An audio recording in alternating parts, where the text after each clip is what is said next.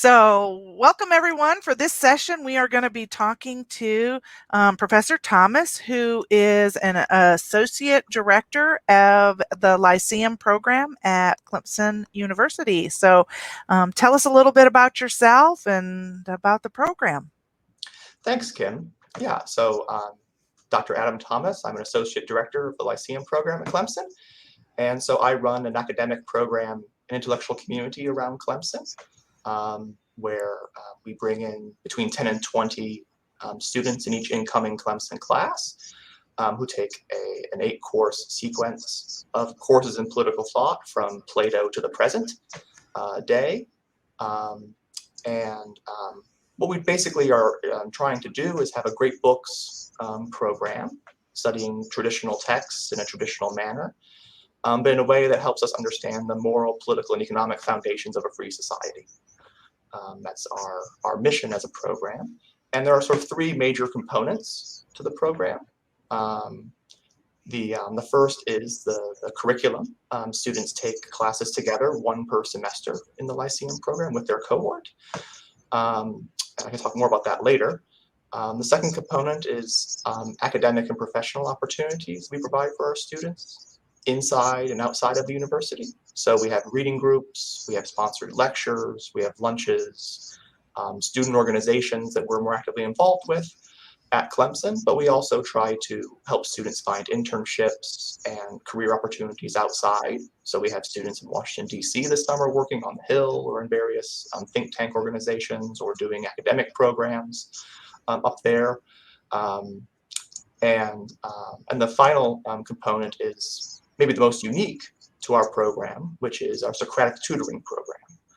Each Lyceum scholar is assigned to one of our Lyceum faculty every semester, and they meet every other week for an hour to discuss questions of moral character and the application of ideas to practice. So every 2 weeks you meet with a faculty member intentionally, and the conversations sort of range depending on the experience and kind of interests of the tutor and the student. And so you're it's an explicit part of our program to have a kind of tutorial element along with the courses and along with the kind of activities that we do together. So that's a basic overview of what we do. And each student receives a $10,000 scholarship upon admission to the program, which is dispersed over the 4 years they're at Clemson. Good, yeah. And so what do you think, besides the money and the scholarship, what are some of the benefits and goals of, the doors of opportunity that would open, if you had this experience? It's a good question. I mean, I think that one way of thinking about the Lyceum program is as trying to embody a kind of liberal arts atmosphere at a state public university. So trying to combine the advantages of being in a state school with all the resources that are there at a big school, along with the kind of small fraternal feel of a liberal arts program. Yeah. So obviously college is this unique time, and you're sort of pulled in 2 different directions in your college experience, which one is toward you just got to learn things to help you with a career and professional advancement, find something satisfying and productive. But you're also, it's the most intellectually free time of your life, right? When you have the time to sort of form your own mind, think about the ultimate questions, and as an American citizen and a democratic citizen, think about our government and how you ought to think about it as a citizen. And so we're trying to kind of, I think what's unique about our program is trying to combine those things. So we have a great books curriculum, starts with Plato, goes through the, whatever this term Supreme Court cases are, sort of, that recent. And we're sort of formed around this question of what makes for a free society, politically, morally, and economically, and how do we understand that? How can we act well within that and in an upright way? So I think that's probably the biggest advantage is sort of being able to, have the experience of and share the resources of a big state school. We are political science faculty. So if you're thinking about, a career in government or going to law school, we can help you with the basic things you might need to know to pursue that career. But our program is open to all majors. And so the thing we're doing is meant to be applicable to anyone who's a serious person trying to make a serious life. So we have an engineering student who just graduated and is doing a Fulbright in Norway next year. And he's an excellent student in our program. So it really is political science, economics, and business are our most popular majors, but we have majors from all over campus in our program who are united in this desire to kind of put together a serious, intentional education around the great books, and to live, satisfying, serious lives. It's very interesting. I wish I could go back and do some of these things. When I talk to some of these schools, some of these opportunities, this is one of them that I'm constantly like, wow, that's cool. I wish more kids would get into that. So I hope this inspires them. Yeah. So tell us about the like the application process, and what kind of things are you looking for? Yeah. So what we're looking for is people with some kind of intellectual spark. I think, people who obviously we look for the same things everyone else is looking for in a way, which is we like to see good test scores, which includes CLT scores. We take the classical learning test as an alternative. And we're very interested in classical homeschool students in particular because of the nature of our curriculum. If they've done classical conversation, say, they come into my, introduction to political theory class and read Plato, and it's not totally foreign to them. Right. But and that Socratic dialogue setting exactly. too Any kind under of experience with classical, a classical environment for education would be great. But the main thing is a kind of intellectual spark, like wanting to and having the ambition to put together kind of the practical side of college, of learning something to get you doing something after college, along with just wanting to live a life that is purposive, in light of kind of the fundamentals, I think that's, someone once said that a good education will include the best that has been thought or said. And that's kind of what we're trying to do. So someone interested in that, genuinely interested in that, I think would be demonstrating that, and demonstrating some capacity to enter into that would be important. I mean, maybe one way of getting around to this question would be to talk about the application itself. Mm-hmm. So we ask the sort of typical questions: test scores, high school, class rank, that kind of stuff. But also the first question we ask is, tell us 2 or 3 books that have changed the way you think and live. And then expand on one of them in about 150 words.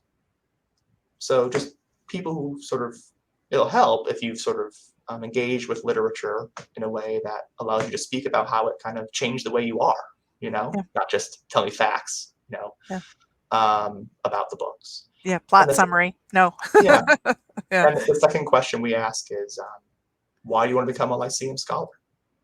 What are you hoping to gain from this? What attracts you to it? And the third question is, what do you see yourself doing in 10 years? And how might the Lyceum Scholars Program contribute to that? So if you have some kind of sense of what you want to eventually do, of course we don't hold you to it. We don't sort of get your application out and tell you, you told us this, but just someone who can show they're trying to think about how to put together kind of learning and life, right? And the last and longest essay is, what do you take to be the moral and economic and political foundations of a free society, right? So have you thought yourself about these questions? And obviously we're not here to kind of like,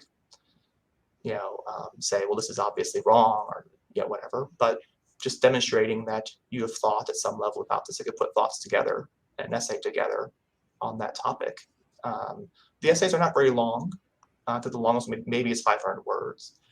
But so what we're looking for is people who can answer those questions in a way that is interesting, which I think typically will mean, and often is the case, that students who are homeschooled or have a classical background have a great advantage, right? Because they've read serious books, they've read them seriously.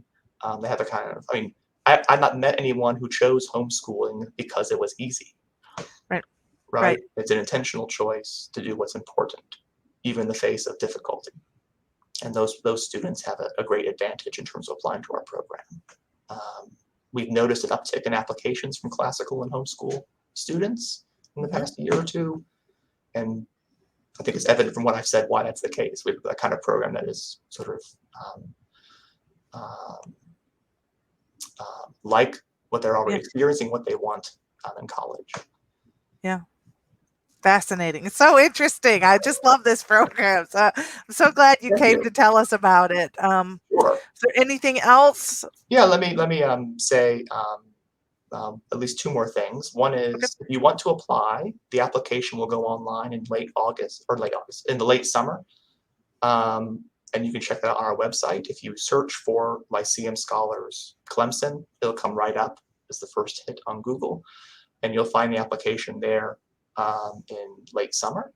And the second thing is if you have any questions about the Lyceum program, please feel free to reach out to us at lyceumscholars@clemson.edu. Yep. Or you can Google my name or the institute, and you'll find the faculty you can contact. I'd be happy to Yep. talk to anybody about And it. I'll list those links too, Yeah, along with this yeah, video. exactly. So And you can find more about our curriculum and details on the website. yeah, yeah. So yeah, very good. This is going to be exciting. I hope that we will get some more homeschoolers to apply. And the application, when it's live for August, is for the following fall then. Mm-hmm.